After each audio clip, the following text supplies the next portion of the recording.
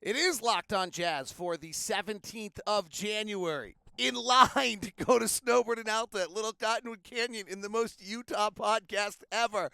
We'll talk about the Jazz weekend of strong basketball, the Walker Kessler Ochai Abaji coming out party, and the brilliance of Mike Conley. It's all coming up on another edition of Locked On Jazz. Pow. You are Locked On Jazz, your daily podcast on the Utah Jazz. Part of the Locked On Podcast Network, your team every day. How are you? I'm David Locke, radio voice of the Utah Jazz, Jazz NBA insider. This is Locked On Jazz, your daily podcast on the Utah Jazz, giving you insight, expertise, geeky numbers, and hopefully making it way better to be a Jazz fan each and every day. Another incredibly fun weekend of being a Jazz fan. Thank you so much for making Locked On Jazz your first listen of the day. We are free. We are available on all podcasting apps. We're also up on YouTube. You can subscribe and follow at Locked On Jazz. All right, here's the deal. It's going to be a weird podcast today because occasionally I'm going to have to get up and move my van. I am in line at Little Cottonwood Canyon to try to go skiing today, at least for part of the day. And it's just become hard to ski in Utah. So the idea of staying home, for those who are not living here, and doing your podcast in the morning and then driving is just not possible. So what I've done today is I've driven up to Little Cottonwood. I'm sitting in line in traffic in my van. And then, well, I can't flip this around for you to see. It's hooked on something. And so then I am, anyway, there's a line of traffic in front of me. So occasionally, if the line of traffic moves, I'll have to move up there. It's always a chance they open the canyon early. We'll just be finishing the podcast while I'm driving. So kind of a wacky Utah approach to this, but, you know, I don't really know how else to get my addiction in.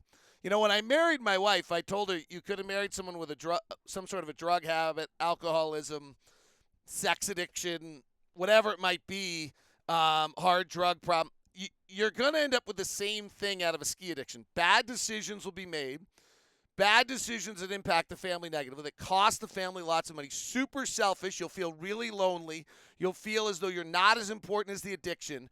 All those things will actually take place. So this is my example of that today. All right, what a fun weekend. First off, this season's just amazing. 12 of our last 13 games within 5 points with 5 minutes left. The learning out of it's amazing, but the fan entertainment is through the roof. I mean, it has been so fun. As a play-by-play announcer, those are the hardest things in the league to call. You have to change your style. It's actually different as a play-by-play announcer, too, to call the final 5 minutes of a game. And in the same way that the players have to learn how to play it, we have to learn how to do it. So it's just been incredible. It's really, really been amazing. By the way, today's episode is brought to you in part by our friends over at Prize Picks, where the first time you can receive a 100% instant deposit match up to $100 with promo code LOCKEDON. That's prizepicks.com, promo code LOCKEDON. All right, let's talk about really, I think the Jazz are just playing really, really good basketball. In fact, I think sometimes you get moved by, the win-loss emotion of it all. But I thought the Jazz actually, the Philadelphia game was one of the best games I thought the Jazz have played all season long. I thought they battled, they stayed in it. James Harden and Joel Embiid are two of the top 10 players in the NBA. They were up 20, I think it was, and the Jazz got back into it. And then the final play didn't go well. Turned out to, just didn't execute well. Probably would take that one back. And then, you go to Minnesota, and I thought they played great, and Jaden McDaniels misses a shot. Like, there's a little bit of, if Joel Embiid had rimmed out at the end of the Philadelphia game and Jaden McDaniels had made a three in the Minnesota game, would you actually say to yourself, well, that the performances were different? I think Will talks about this a lot. I think you can only make decisions based on the information you have at the time, not the outcome. And you can't be impacted by the recency bias of whether the last shot went in or not. I think you have to, Will talks about that occasionally you'll watch film and just hit pause. So, the Jazz go play Philadelphia the other night, and you hit pause somewhere in that, whether it's the Jazz inbounding down one or Joel Embiid taking a fadeaway 12-footer. He's great, so you probably figure it's going in. You pause on Jaden McDaniel getting a wide-open corner three. How do you feel about the night? And I actually just think the Jazz are playing strong hoops, just really strong, committed team basketball. They're listening to Will. They're executing. Malik Beasley is, as someone said, is on a glacier. He's just struggling. Fine, but he's still battling and trying and doing what he can. Mike Conley was just brilliant. We'll talk about it. Like, the guys are doing what you want. You can criticize Rudy Gay's play. Rightfully, he's aging before our eyes in a dramatic fashion, but he's trying to do the right thing as well.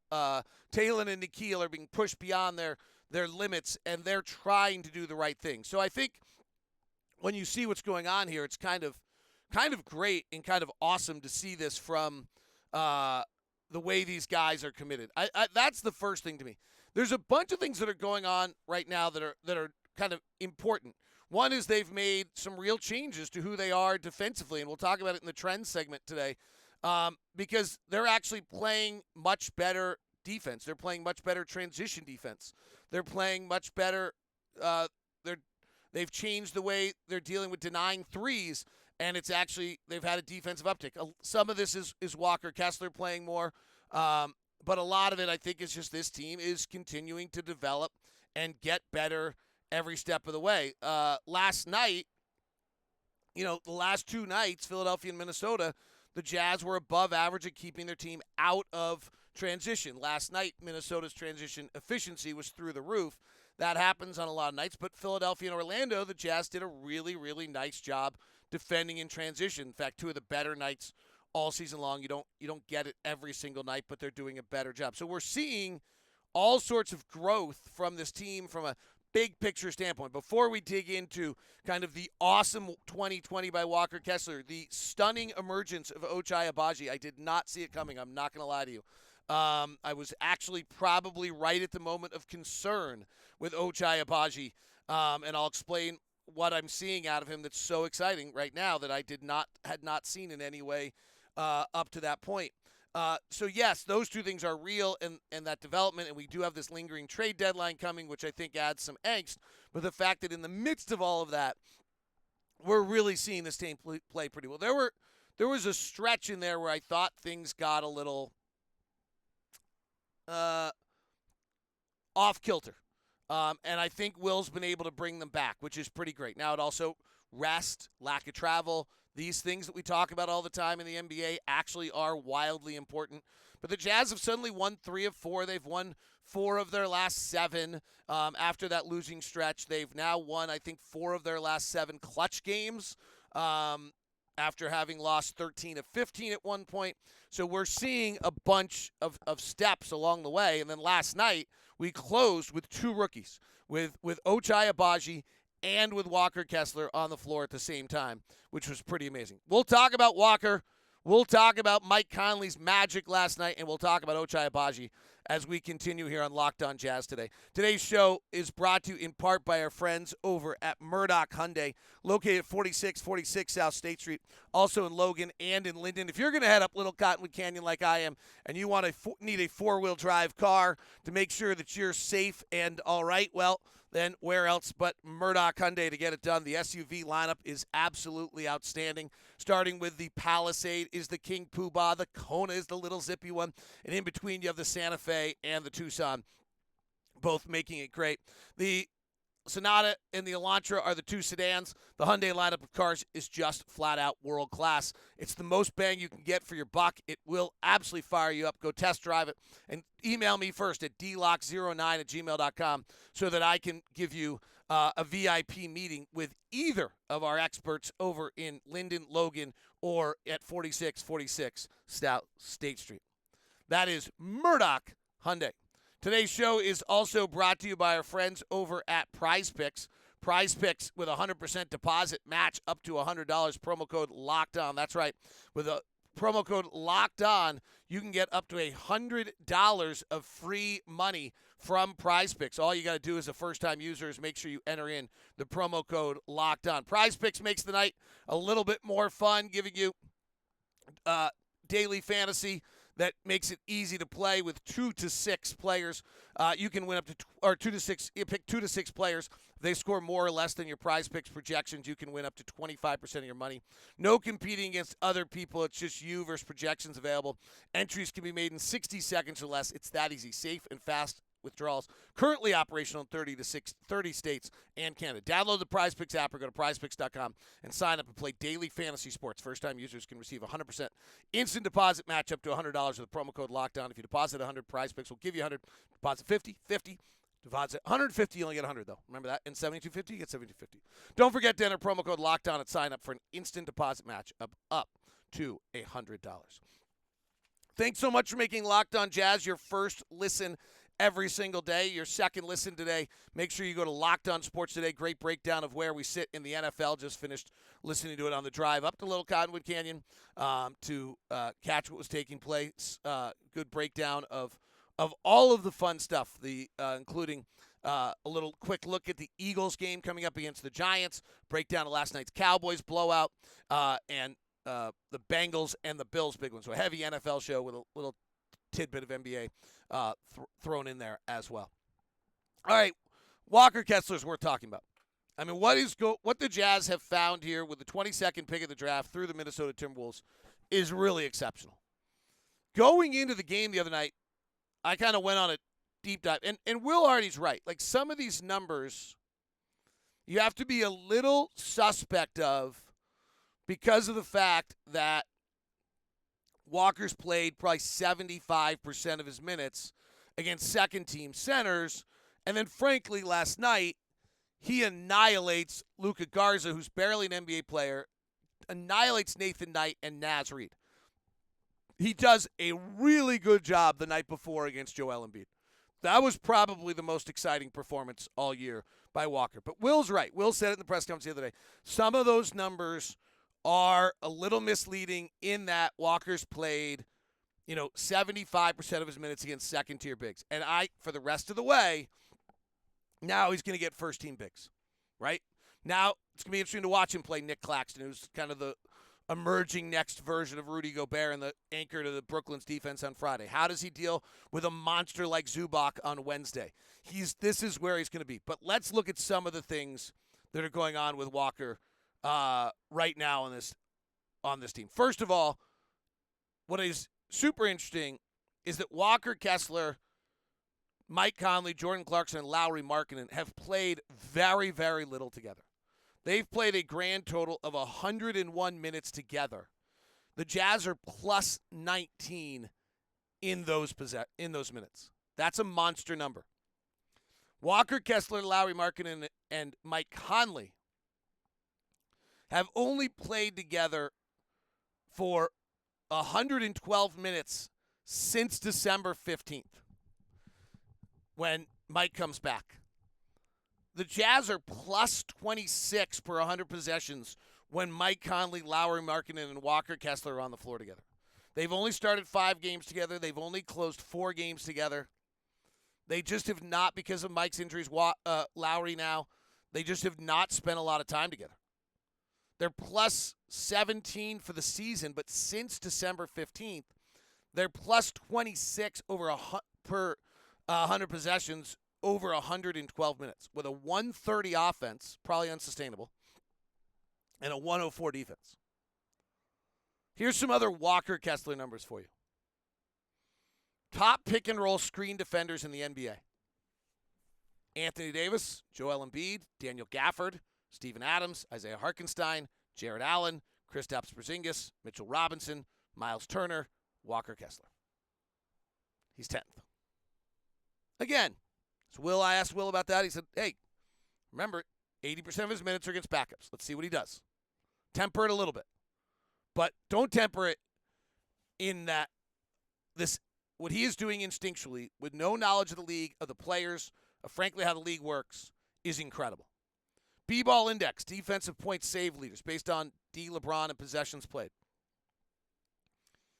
Evan Mobley's 1, Nick Claxton's 2, Brook Lopez is 3, Miles Turner's 4, Jared Allen is 5, Jaren Jackson is 6, Draymond Green is 7, Walker Kessler's 8. It's pretty amazing. It's really pretty amazing. Shots defended at the rim before last night. 6 a night. Opponents are shooting 51.7. Last year, teams shot 50.7 against Rudy Gobert. Year before 49, year before 50. So 51.7 at the rim. 6 shots a game. Rudy, in his prime, was 8 shots a night. That's elite. We saw guys for the first time start to turn away recently. But when Walker's at the rim, it's 50%. Overall, Walker's is defending 12 shots a night. Rudy at his peak was defending 22. Rudy at his peak was defending at 8 percentage points below expected value. Walker's at 4. Okay, still got some work to do out on the open floor, getting away from the rim, doing some of that kind of stuff. He's a kid. My son, who many of you have kind of watched grow up indirectly through this, is the same birthday as Walker, 1 year younger. It's incredible. Defending inside 6 feet, players are shooting 13 percentage points below expected value when Walker Kessler is the closest defender inside 6 feet. Only Giannis Antetokounmpo and Nick Claxton are better. He's a baby doing this. Don't have last night.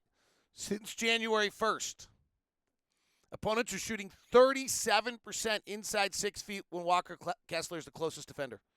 27 percentage points below the expected average on those shots, defending 7 a game. Giannis and Wenyen Gabriel are at 24%. Over the last 6 games, not including last night, Walker's 27 percentage points below the expected average on those shots. That's insane. So he is smart. He is diligent. He is a perfectionist. He is working hard. He is getting better by the day. And the task is going to start getting harder because he is going to go up against first-team bigs every single time out. Now, if Lowry gets healthy and he starts doing it with Mike Conley and Lauri Markkanen, maybe in some ways it's easier. Right? And the other one is of the top 40 four-man lineups, the top 4 include Walker Kessler, and 8 of the top 10 do. Now, that's to credit Will Hardy for protecting Kessler, but also Walker Kessler is really good. Our best four-man combos are J.C. Beasley, Taylor Horton Tucker, and Kessler. J.C. Lowry, Sexton, and Kessler. Rudy Gay, Beasley, THT, and Kessler. Conley, J.C., Lowry, and Kessler. It's kind of crazy. Yeah, I know. Plus minus is really hard for you right now because Rudy Gay is great at it. Jordan Clarkson and Lauri Markkanen have been on the floor for 1,000 minutes together this year. They're plus 7. You add Walker Kessler in for only about 25% of those minutes. They're plus 13. Like, these are the things that are going to be interesting to watch moving forward. Because that rim defender that is Walker Kessler is that valuable. Gordy Chiesa, the great Gordy Chiesa, had an interesting comment the other day. The league has made the rules so difficult to defend that the only real way you can defend anymore is to defend the rim and block a shot. It's almost impossible to stay in front of anyone. If they step back, you can't get under their shooting window. They've taken away almost all other aspects of defense. Except for this idea that you might be able to defend at the rim and deny shots at the rim and alter shot landscape. When Walker's on the floor, opponents are taking far fewer shots at the rim. That's really what matters.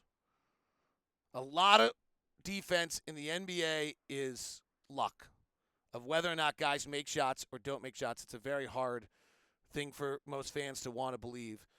Teams are taking 4 percentage less shots at the rim when Walker's on the floor, and they're making 5 percentage points less makes.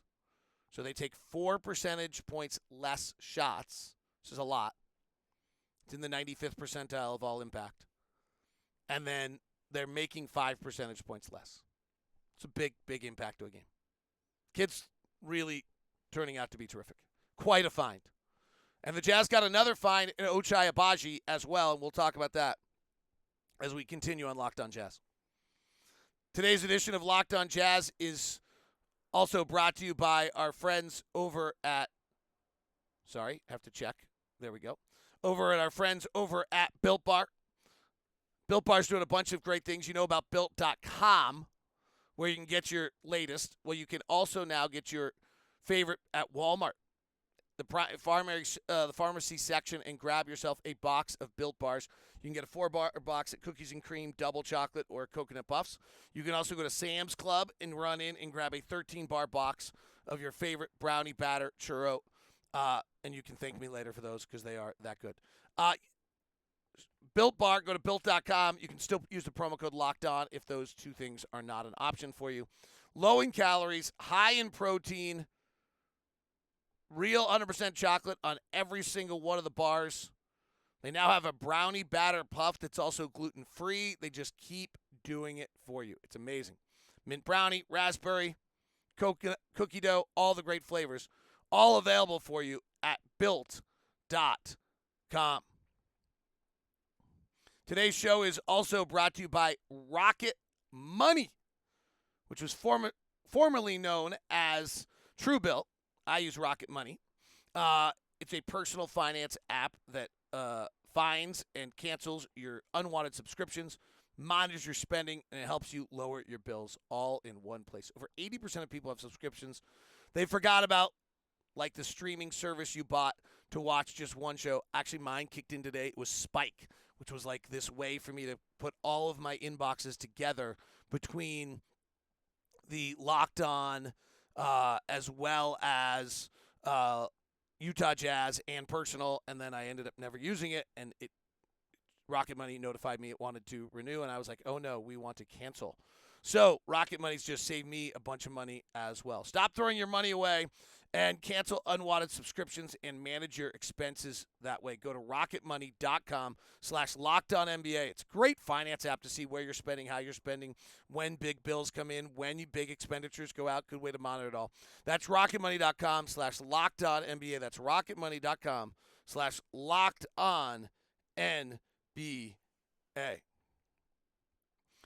So I'll admit, not like super worried, but a little worried about Ochai Abaji at one point. He wasn't making shots at the G League. He's this incredible athlete. And there's something I always think about in regards to athleticism, which is it's one thing to be an athlete. It's another thing to have NBA functional athleticism. And I was not seeing NBA athleticism out of him. Seeing him on the floor, guys were getting by him because he was kind of making two movements. He wasn't having an impact. It felt very like, yeah, this guy can jump out of the gym. Yes, this guy can run. Yes, this guy's body is incredible. Yes, he made shots as an older player in college, and then I was worried about him because he's older, right? But on the other end, you go look at his track record. He was a slow developer in high school. He was a slow developer in college. And I don't know if 50 games is slow developing in the NBA, but what we're actually seeing in the last few nights, the 9 of 10 three-point shooting the first two nights, to me, was a total outlier, totally awesome, but, let's see. You're just not going 9 of 10 on threes. What we've seen since is totally functional athleticism. Chase down blocks, really good foot movement on defense, attacking closeouts on the drive, block shots from the weak side defensively, super good move coming right to left. He actually missed it. Walker tapped it in for his 2020. Very other good move. Came one right-handed, once left-handed. Seen a little wiggle, which I had no idea he had on the drive. A lot of guys are just straight-line drivers, like Royce O'Neal, total straight-line driver. Gets you in trouble, charges, things like that. I've seen some wiggle out of him, some movement on the drive. Didn't know he had it. Really exciting last week for Ochai Abaji. Really, really exciting. And, incredible player development by the Utah Jazz and Will Hardy's staff. Frankly, when Will Hardy announced he deserves to play more. It was kind of out of nowhere. He was shooting in the 20s in the G League. He had not turned the G League on fire. He had just put in the work. And Will Hardy rewarded the work, and they clearly saw something in his development that said he was ready. This kid is going to work his way, the way he's going right now, he's going to work his way in the starting lineup by the end of the year. I thought it was interesting. Nate Duncan tweeted out he'd be on the Cleveland starting lineup by the end of the year. He may be in the Jazz starting lineup by the end of the year, too. I don't know who he's taking.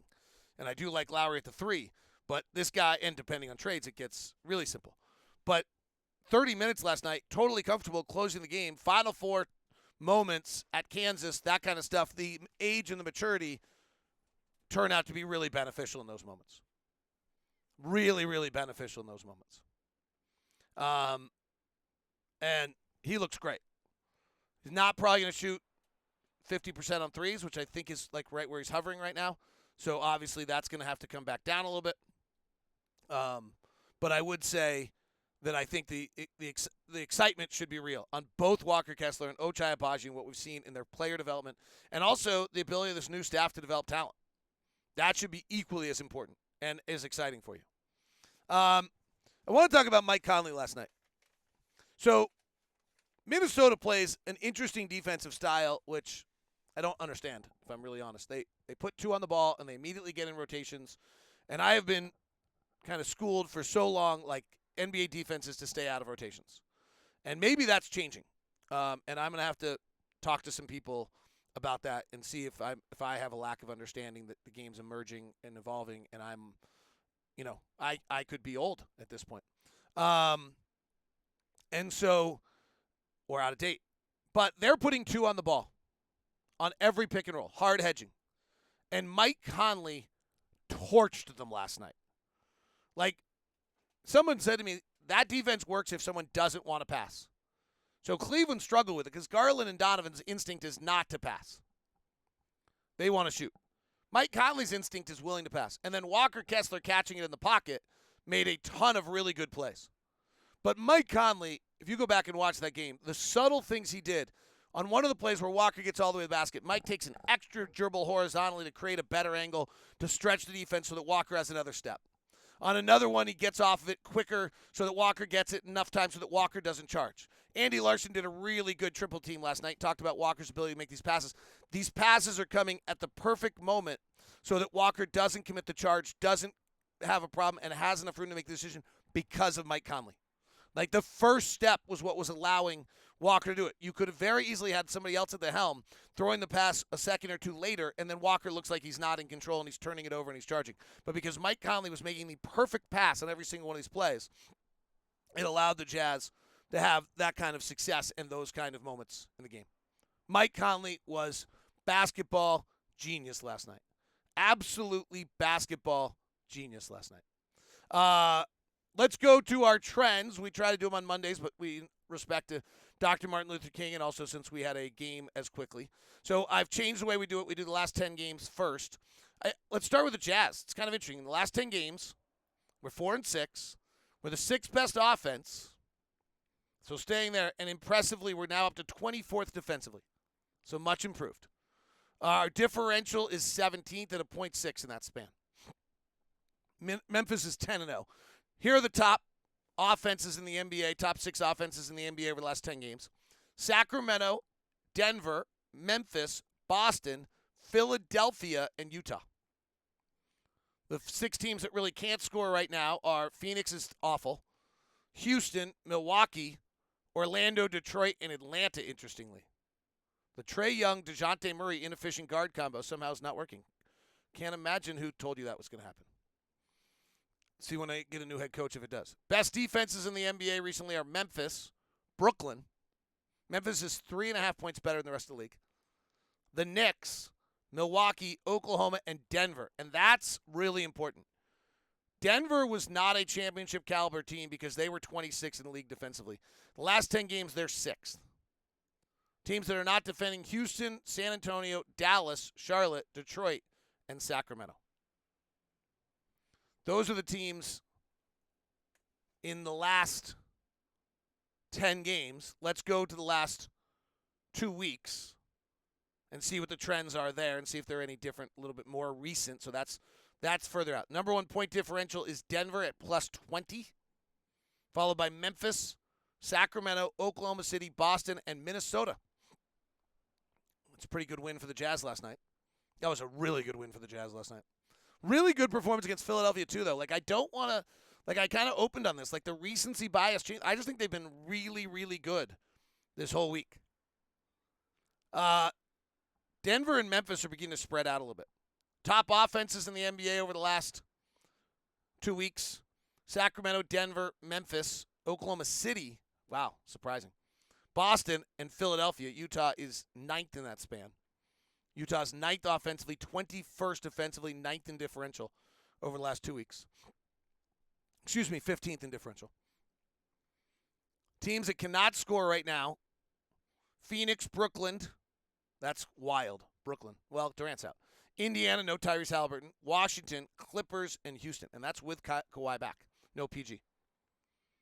Best defenses in the league right now. Denver over the last 2 weeks is number 1 defense in the NBA. Super important. Memphis, Miami, Milwaukee, Cleveland, and Toronto. Teams that are not defending at all recently are Houston, Charlotte, Dallas, San Antonio, Detroit, and Washington. Dallas is worth noting in there. All right, that is Locked on Jazz today. Never had to move the car. Still sitting here. It's really terrible. Everyone's sitting here idling, putting in bad air. We need to fix before we fix all the rest of this stuff. Thanks very much for listening to Locked on Jazz. Have a great one.